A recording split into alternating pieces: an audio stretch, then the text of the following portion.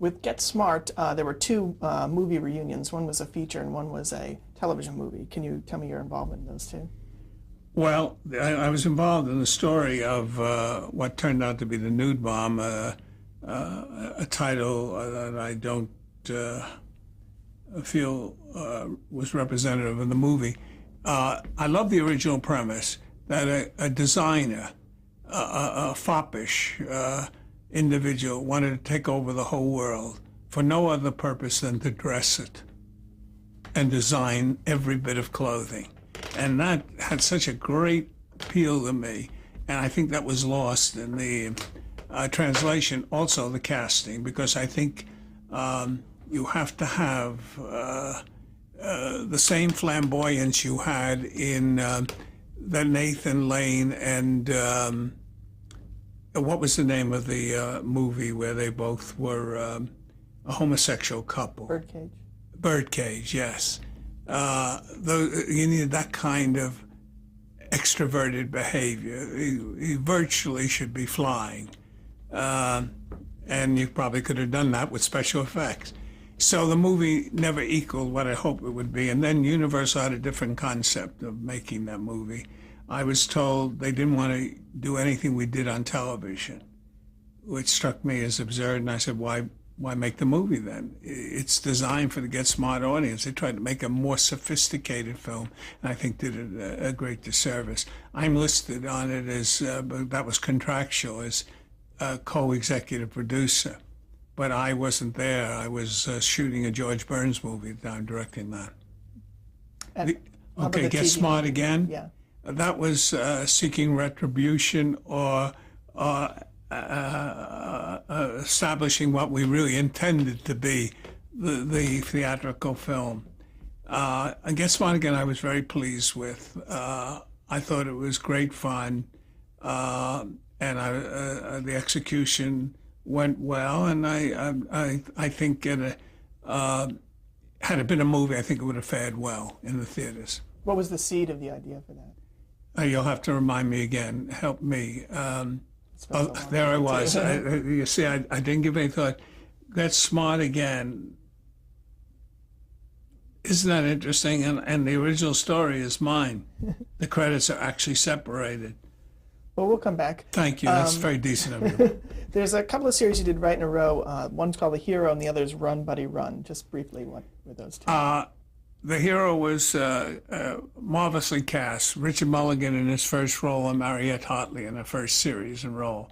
And it was the story of a Western star who's a hero on the screen, and everybody expects him to be the same in real life. And of course, it's impossible. And you created that show? Yes, I created that show and was very proud of it. It got marvelous notices, and when it was canceled, many protests, especially from societies concerned with violence in programming. They love this show. How about Run, Buddy, Run? Run, Buddy, Run was a spoof of Run for Your Life. The idea was, what if every week you did what Ben Gazzara did in Run for Your Life? You had another occupation, another job to enable you to hide out, except the guy we had was incompetent in everything he did, and that was the prevailing premise. It's still running today in Belgium, which makes me think maybe I should learn Flemish and leave here.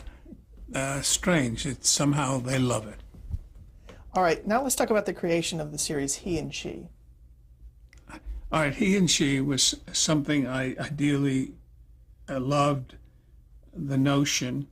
I had a number of notions going then. I wanted to bring caring, loving, liking, literacy, and charm back to television. It was slowly disappearing if it wasn't a complete erosion. And I was under contract to CBS then, and I said, I want to do a comedy of caring. And they said, with whom? I said, I don't know. They said, well, if you get Paula Prentice, you got to go ahead.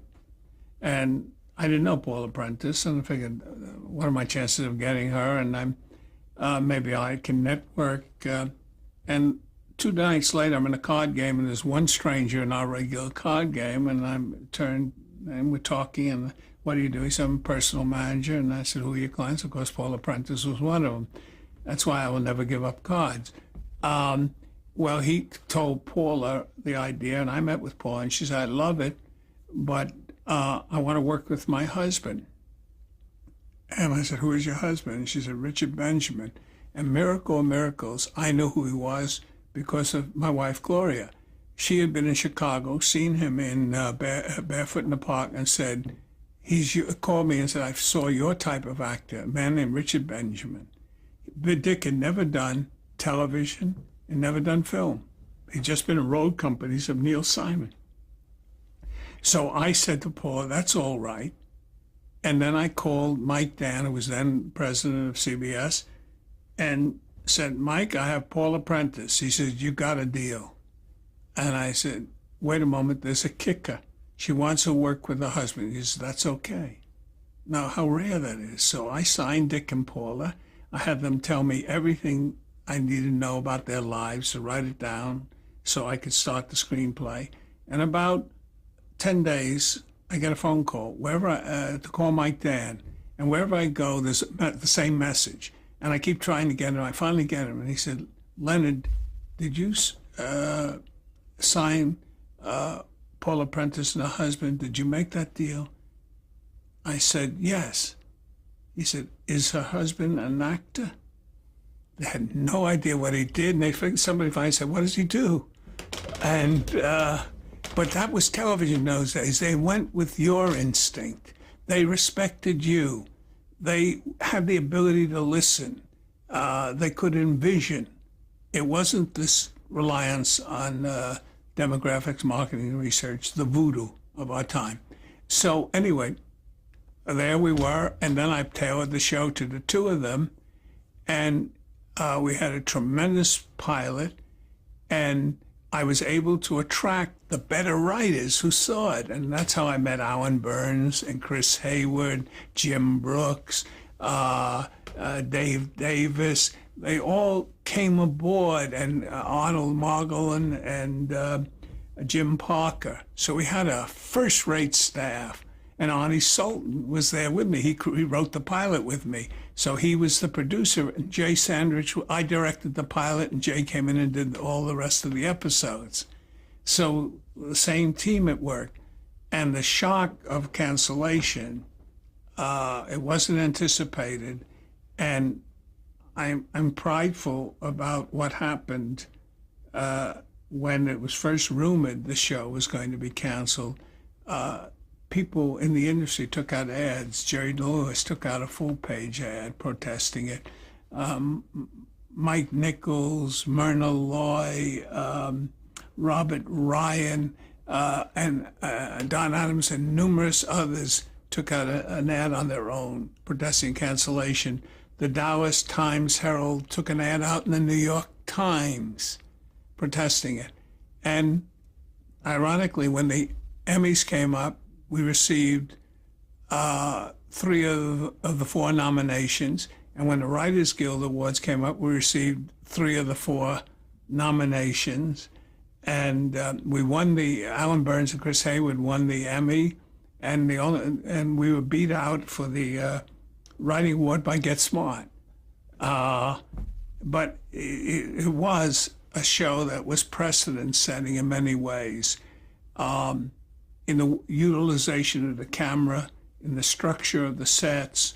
It's very akin, it's very akin to what you remember the Mary Tyler Moore show as being, and subsequent shows. And it should be, because everyone who worked for us, we were in a 2-story CBS building, and when we didn't sell any shows, everybody went upstairs and became MTM.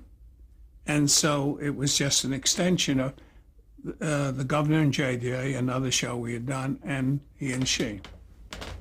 Can you talk a little bit more about the premise of He and She and how much was based on the lives of the real life lives? Well, the premise was a couple, both working, again, she doing essentially volunteer work because he was well off, and he was a cartoonist, and she was a compassionate worker who embraced all humane causes and all people in trouble, regardless of the problems it caused them as a couple.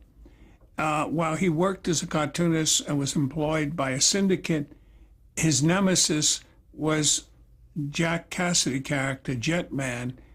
They had done a television version of the cartoon, and Jack Cassidy played it, and he was a flamboyant character, and he possessed Dick. He Dick became his alter ego. He demanded all of Dick's time, and Dick was always threatening to kill him in the comic strip to get rid of this nemesis, but at the same time, he was a good soul. So Oscar was probably the very first mama's boy is the euphemism, but gay character on television.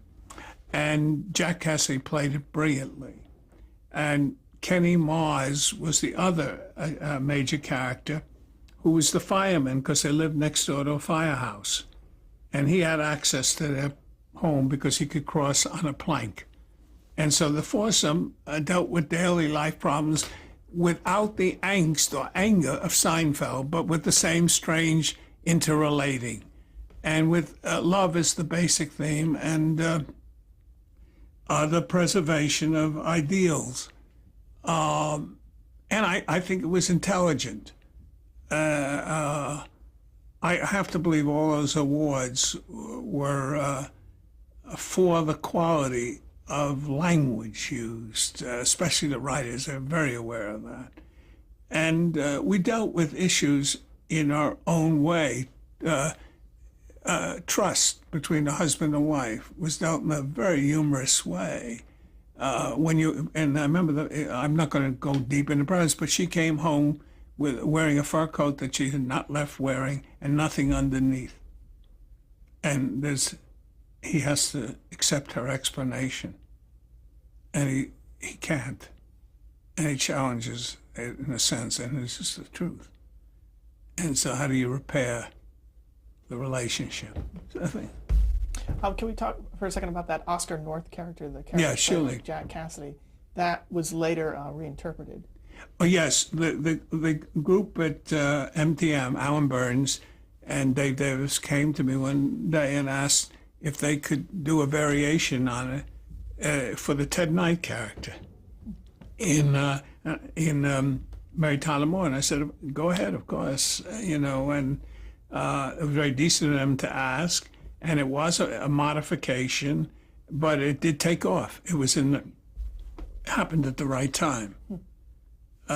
Ted Baxter was the character's name. Yes. Now tell me what the show. Now why? I'm sorry. Tell me about the show, The Governor and JJ. The Governor and JJ. I had become enamored of an actress named Julie Summers.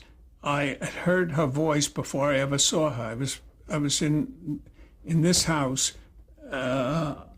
taking dishes in the kitchen, and the kids had left the television set on. I heard this unique voice crackling, and I went and I just saw her for a brief moment. She was gone. I went to get Gloria. I said, come in. There's an actress with a voice. I haven't heard the like since Jean Arthur. But every time Gloria came back in, Julie was not on the screen. And eventually I just stayed, took her name and a number, and then I said to Pat Harris the next day, the casting, I would like to meet with this actress. And Pat said, okay. And then about 2 days later, an actress came in, and she said, hello. And I looked at her, and it was the wrong actress. It must have been another actress in The Man from U.N.C.L.E. I had watched. And Pat, I had gotten the wrong name, and Pat had sent the wrong guy. I didn't know what to say to the girl. I said, excuse me. And I ran to Pat and said, oh my God, we got the wrong girl and all. She said, no, we didn't. I said, yes. She said in my office, it's a Midwestern lady. It's nothing like, and she's wearing gloves. She's nothing like the lady. She said, Leonard, there was only one woman on that show. I went back and I said, let me hear you speak in the voice used and get smart. On A Man from U.N.C.L.E. And she did this Bronx, New York girl so perfectly. And here was this Midwestern woman. And I said, oh my God. And why did I pick up that she had that same offbeat timing that Jean Arthur had that made a normal line, a unique line? And so I said, we got to develop something for you. And I called CBS and I said, I found somebody I think I can build a television show around. They said, again, you feel it, go ahead and do it. Do a script. I did a script, and I did it for one camera. And CBS said, no, this reads better as a three camera. I said, really? You willing to go? And okay. And Julie said, I have an acquaintance with Dan Daly, and he's playing in The Odd Couple in town. And we went to see him, and we met with him, and it was so perfect that he be the father. And they had such rapport, and they were so right that ultimately Dan did, in a sense, vicariously become her father. And when she had a baby, he was the first one at the hospital, and he was pacing. I mean, it's tearful because he was a lovely man, and I liked that show. And it was a political show with an edge and with wit. And Carol O'Connor was our political boss. It was an erudite Archie Bunker, same tone and delivery and style. And he was going to stay with the show because his previous pilot for ABC, All in the Family, had failed. But CBS picked it up, and we lost Carol. What was the premise of it and JJ? 2 generations. The wife is dead, so the governor has to use his daughter as the first lady. And she totally disagrees with politics and the way it's practiced. And she is perceived by O'Connor's character as a detriment. And it's how she and he, father and daughter, convert each other so they mesh in the new generation. You then, I think, worked on a show called The Good Guys, which was Bob Denver. How was lead with Herb Edelman. What was it like to work with them? Working with them was great fun because they're both good artists. We had, at that time, Bob Denver had a cult following, kind of fascinating, and they were all hippies. And he sort of represented a hippie to them, carried over from Dobie Gillis. And we did the show live for a long time, but finally the fire marshal came to me and said, Leonard, you can't do this show in front of an audience. I said, why? He says, everybody's going to have a contact high. There are 8 or 9 guys out there smoking pot at every performance. And so we went and converted it to 1 camera and sent them down to Malibu. What was the circumstance behind the other Gilligan's Island people being on the show, Alan Hale? Oh, well, they were, Bob was in love with them, and he said, we can use Alan, and why not? We can create a role for him. He had that family loyalty. I guess it's sometimes referred to as a mafia mentality, but you take care of your own. So, and I've been, as long as they're good actors, why not? Good performers. And so we incorporated Jim Backus and Alan Hale into our scripts. Okay, can you talk about the launching of the show Macmillan and Wife? By launching, help me, you mean how well, did it was it a pilot telefilm, right? Yeah, well, what happened is I wrote a script on spec because I felt I wanted to do a mystery. Why? I didn't know at the moment. A realization came to me that a mystery and a joke are pretty much similar. You misrepresent, you mislead, and you're surprised with the ending. So I suddenly realized, oops, I've been writing encapsulated mysteries in joke form. And so I tried one. And I had finished it, and I play in a card game. That's why I love this card game. And one of my good friends and host, Leonard Granger, said, what are you doing with that script? I said, I don't know. He said, what about Rock Hudson? I said, well, I haven't spoken to Rock in years. We were under contract at university. He said, no. A very dear friend of mine is his manager, Flo Allen. May I give her the script? He did. She gave it to Rock. He liked it. He finally said, okay, I'll do a television movie. I won't do a series. So I went to, now I had choices where to go. I went to NBC. They made the best offer, the best promises. And I did the pilot for them with Rock and Susan and John Shuck.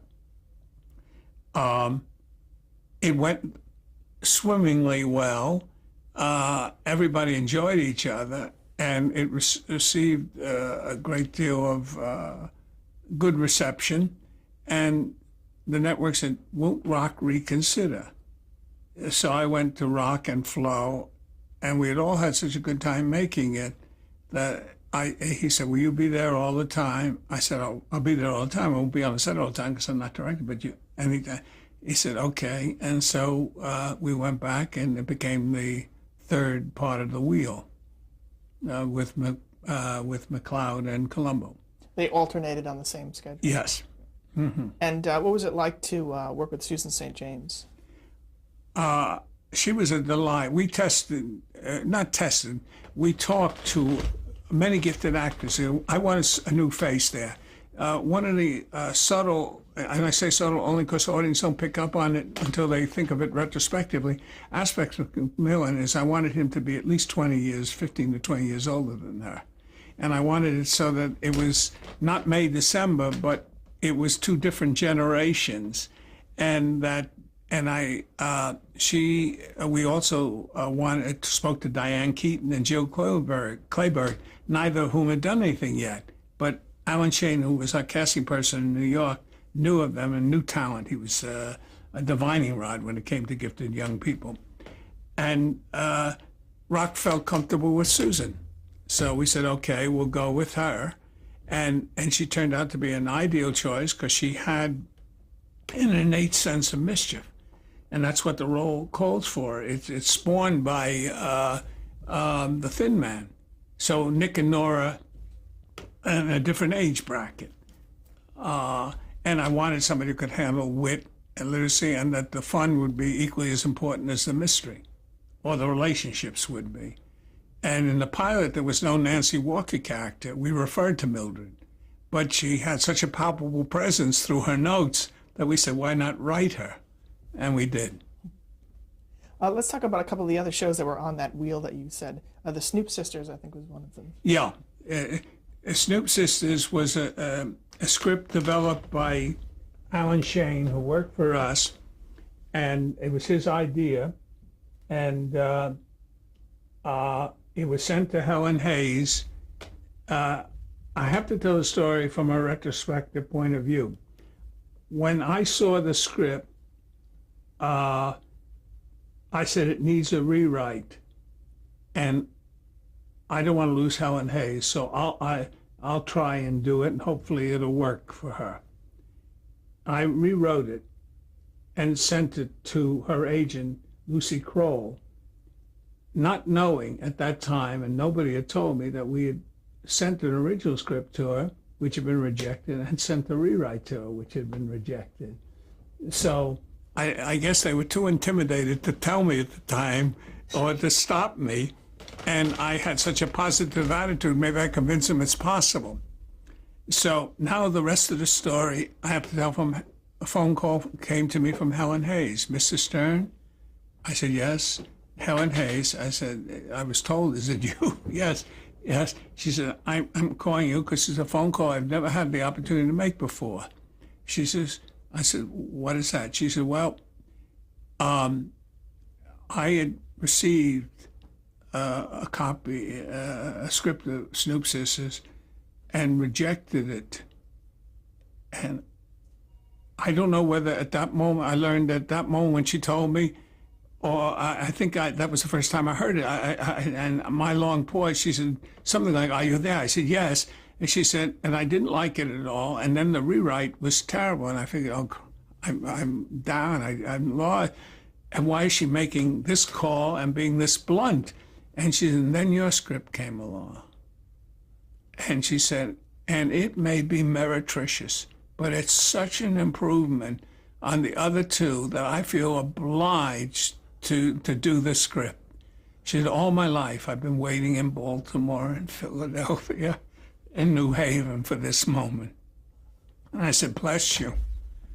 And And then I found out what had gone on, but we had her commitment, and she was the one and Alan who recommended Mildred and Natwick. And they were a treat to work with. They're marvelous. Not, when one was working well, the other would watch and say, I wish I could do that. Now, Paulette Goddard was in the pilot? Yes, in the pilot. She was a friend. I needed a former movie star. And Helen said, let me call a couple of my friends. And Paulette said yes. So that was very exciting. Oh. And you, again, now work with Art Carney. Right. I needed a major domo in the house, somebody who took care of these two elderly women who were always indulging in things that were way beyond their permissible, beyond their age, or what people didn't think they were capable of doing. I want to disprove that age is a handicap, and I figured they were the feisty twosome who could do that. But Art was always the nervous hen hovering around them. A rooster, I guess, would be. I don't think of roosters being nervous. We'll have to come up with another simile or metaphor. We've got a lot of work to do later. Yes. And then you did a series with him called Lanigan's Rabbi. Yes. Again, I enjoyed working with Art and wanted to do it every time. Lanigan's Rabbi was an adaptation of Friday, The Rabbi Slept Late, which was the first of a series of books by Harry Kellerman. I don't think he was too happy with the adaptation, but by then the networks were queasy about doing a show about a rabbi. Earlier on, had we done 3 years earlier when Israel was in the Six-Day War, we had the rabbi would have been the perfect character. But now the emphasis went to the police captain in the town, Lanigan. And it's on that show that I received the memo from the network that said, can you make the rabbi less Jewish? So you realize what was happening out there. It was a change in management. You did a show called Faraday and Company as well? Again, reworking with Dan Daly, whom I loved and admired. And I liked the idea of using a detective out of the past, the hard-boiled school, who had been out of the country for 25 years, held prisoner in some South American jail, and his son, who had genetically inherited the detective genes, and forgive that redundancy, and had employed all modern techniques in computer and technology, and finds his father, and now his father's out of sync with the times, except he does his father goes by instinct, and the son goes by information technologically achieved. You came up with that concept? Yeah. And Sharon Gless was on that show? They introduced Sharon Glass and James Norton, who made more of a splash on Broadway, but is a very gifted actor.